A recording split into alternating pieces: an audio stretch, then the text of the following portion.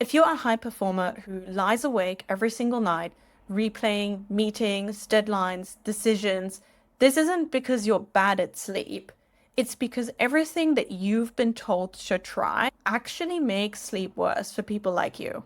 And once you understand why, this becomes fixable without having to force calm or relaxation and without building the perfect bedtime routine. Now, let me guess what your nights typically look like. You're exhausted by the end of the day because you've been in back-to-back meetings, you have all these responsibilities at home, you made decisions all day, solving problems, and then you go to bed absolutely shattered and your brain suddenly switches on. You replay all these conversations. Maybe you're thinking about a presentation that you have the next day that's really important, or you go over something that you should have said differently, or maybe you fall asleep fine, but then suddenly at 3, 4 a.m. you wake up and your brain just won't slow down.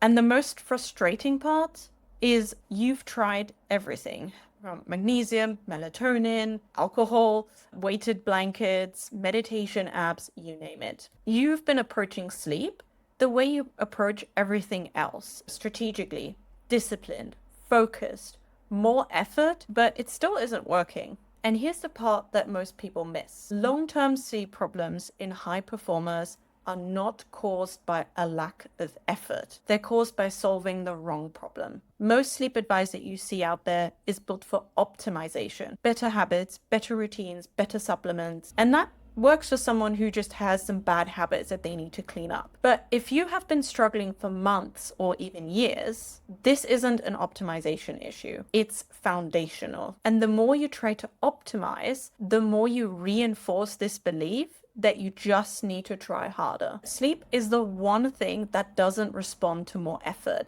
It responds to alignment. And this is exactly where high performers get stuck. Because in every other area of your life, more preparation, more focus, more discipline, more effort leads to better results. So why should it be any different with sleep?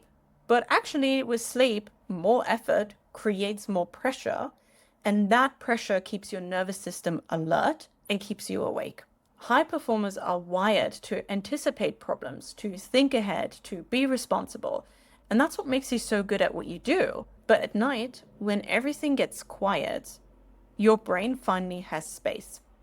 And if you haven't really had time during the day to process all of these emotions, these thoughts, these decisions, then your brain will reclaim that at night. And that's not because something is wrong with you. It's because it's doing its job. Supplements can take the edge off, and meditation can feel helpful sometimes. Better habits are good. They typically lead to improved sleep quality. But if you're waking up at 3 a.m. consistently and you've already done all the right things, then the issue isn't that you need to try harder or you need to try another hack, another solution. It's that no one has actually helped you to take a look at the root cause of your sleep problem. Long-term sleep issues require a structured approach. They require assessment. They require an understanding of how your body actually works and what is leading to sleep. It's not more trial and error and just hoping for the best. So here's what I want you to hear clearly. This is fixable, not by becoming a different person, not by giving up your career, not by following some rigid 9:30 bedtime routine that you have to stick to for the rest of your life, but by addressing what's actually driving the problem. And when you stop fighting sleep and you start aligning your natural systems inside of your body, sleep becomes something that just happens naturally to you. And it's not something that you have to wrestle with every single night. So if you are listening to this thinking, okay, well, that makes sense, but what is it actually that's driving my sleep problem? How do I figure this out? Well, I want to break down the 3 systems that actually control your sleep and how misalignment in even one of them will keep you awake at night, no matter how tired or how relaxed you are. So click into that next video and we'll start identifying what's really going on.